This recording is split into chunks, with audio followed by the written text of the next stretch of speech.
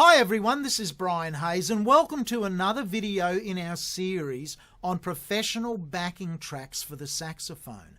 Today we focus on the dominant 7th chord, built from the 1st, 3rd, 5th and 7th flattened tones from a major scale. So if we're in the key of F major, those 4 notes will be F, A, C and E flat. Now the progression for the backing track today is a chromatic progression. The band will spend 2 bars in each key.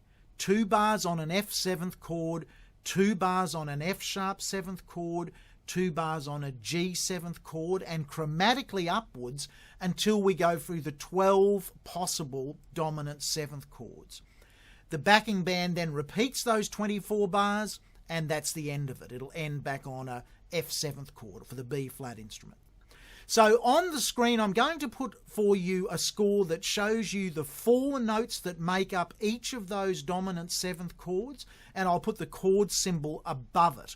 However, this is by no means a reading music exercise.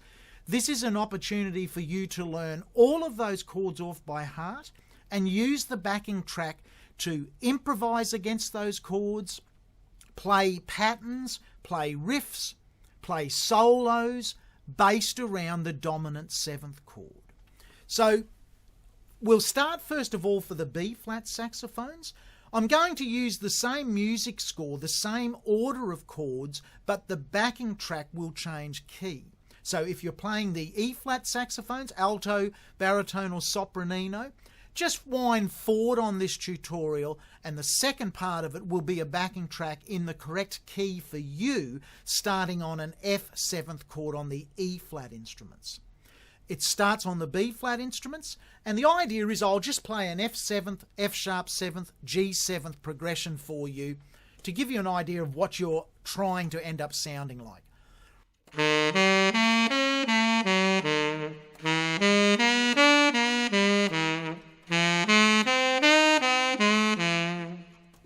Now, as I said, you can use the backing track. It's at 80 beats a minute, relatively slow. You can use the backing track to test your skill at creating riffs using dominant 7th.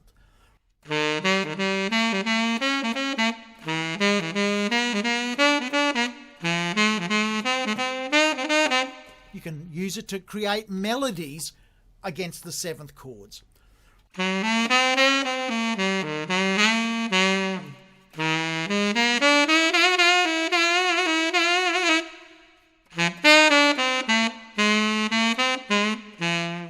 So again, I just played 3 different ideas there, in that case against F 7th, F sharp 7th, G 7th.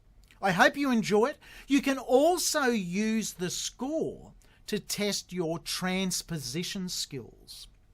So we start with the B flat instruments. However, if you play the alto sax or the baritone sax or the little sopranino sax, you can challenge yourself and say, okay, the score that I'm looking at on screen, the chords, are written for a B flat instrument.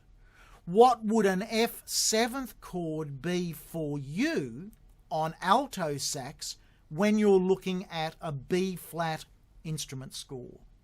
Convert it to concert pitch. F 7th would be E flat 7th.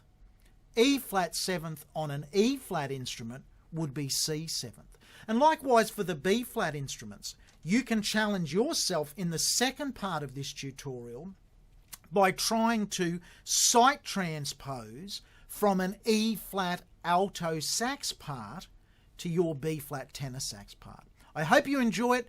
Have fun improvising and practicing with this great band. It's electric piano, electric bass and acoustic drums. Bye for now.